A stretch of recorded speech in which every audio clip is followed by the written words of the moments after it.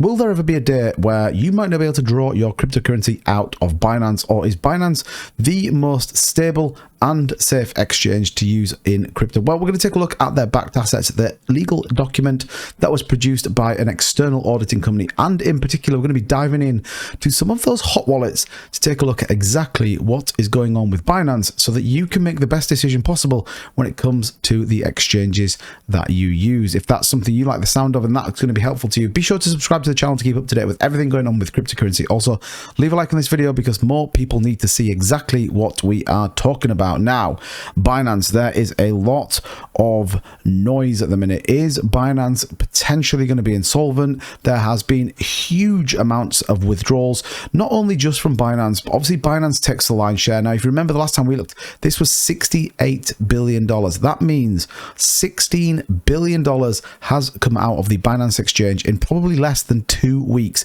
as everybody moves significant numbers of cryptocurrency out into a hard wallet or off an exchange. Now, that is the sensible thing to do. Let's be clear right from the very start. Exchanges serve a purpose where they do exactly what they said. You exchange your fiat currency for cryptocurrency. Then you need to take your cryptocurrency and put it into your wallet. It becomes yours. You are the custodian of the keys to that wallet, and it's important. Well, what have we seen? Well, CZ tweeted out, it says, we saw some withdrawals today, net 1.14 billion-ish.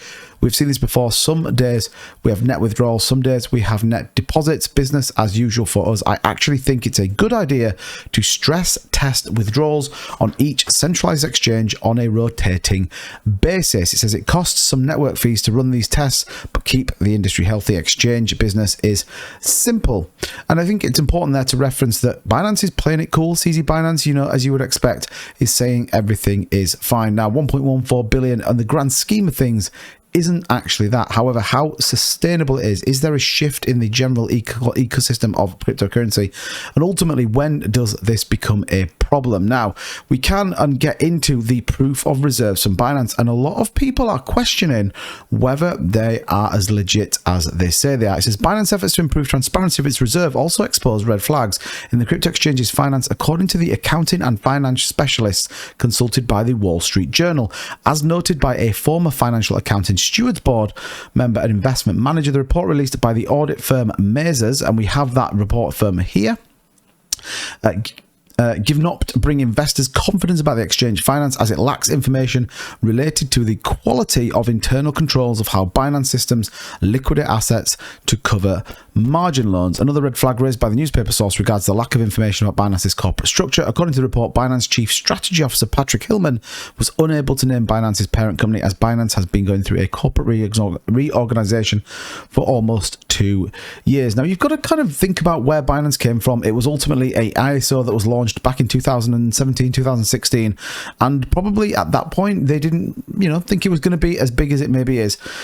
So they, at the minute, do they know the structure of it? Is that really the most important thing? Ultimately, what you want to know is that if you deposit onto Binance, you can remove your crypto whenever you want. And I think that is important. Now, what I would say with Binance is we don't see these ridiculous giant APRs that a lot of the other venture exchanges did propose. Binance is very, very much not in that place. Now, the report that came from Mazars, they are right. There doesn't seem to be a great deal. Yes, it's a formal report. Yes, it's a structured report in terms of auditing both the assets and the wallets in which those assets sit. But ultimately, it doesn't really give us the most amount of clarity. Now, it talks a little bit about management of assets, the balance report, equally nominal balances and total nominal balances on each blockchain. Now, remember, obviously, that is things like Ethereum, Avalanche, etc., etc.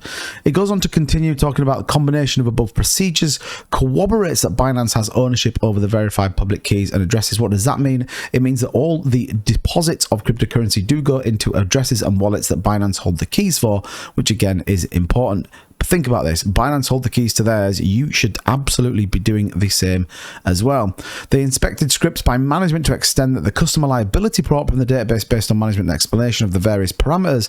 We ensured that the logic and the parameters are designed to extract a complete and accurate listing of client liability balances of the in-scope assets, i.e. we make sure that people can get what they need to and that they're not going to get themselves in trouble.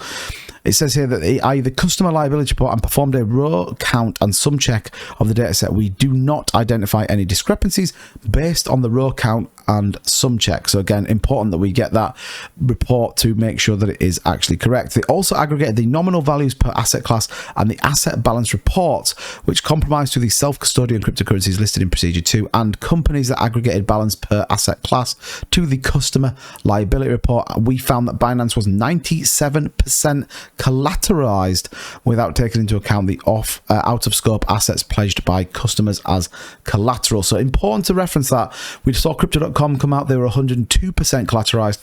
Binance 97% collateralized without those out of scope assets. Now, it's not the end of the world, but it is worth recognizing. Now, then they have an appendices in terms of the wallets. Now, here is the Binance commitment to transparency document that came out, where they basically share the details of the wallets. And there are some pretty interesting things that kind of go through some of these wallets. So you can see here are the wallets that they've addressed.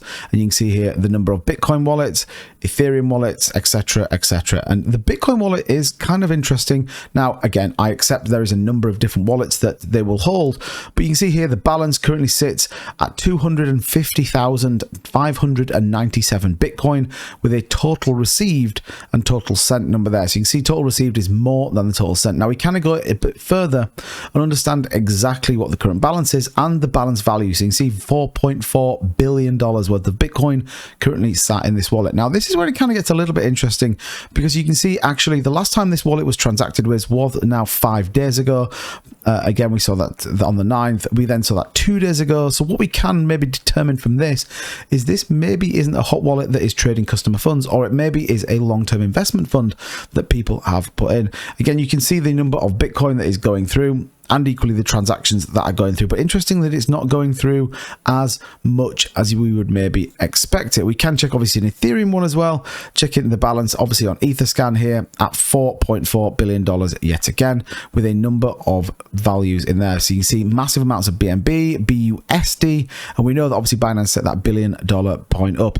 Lots of chili. So you can see that this is one of those major wallets that they hold a lot of the tokens in. So with all that being said, does it mean that there is a risk with Binance? There is always a risk with cryptocurrency exchanges, always. However, when you look at the fundamentals, you look at what's on their exchange, and ultimately you look in the wallets which have been confirmed they are Binance's wallets and they do hold the keys to them, well, there's a significant amount of money that is being stored, and I would say a significant amount of liquidity that they can offer. Now, does that mean that tomorrow we might see a different story? Well, maybe not. But Binance right now for me is okay, and I think a lot of people are witch hunting and causing unnecessary drama, and I don't think it's good for the space. But let me know in the comments down below, what do you think? Do you use Binance? Are you comfortable with Binance? Like I said, always try and get it off the exchange and get it into your own personal wallet. Thank you so much for watching. Don't forget to subscribe to the channel, and I'll see you guys in the next one.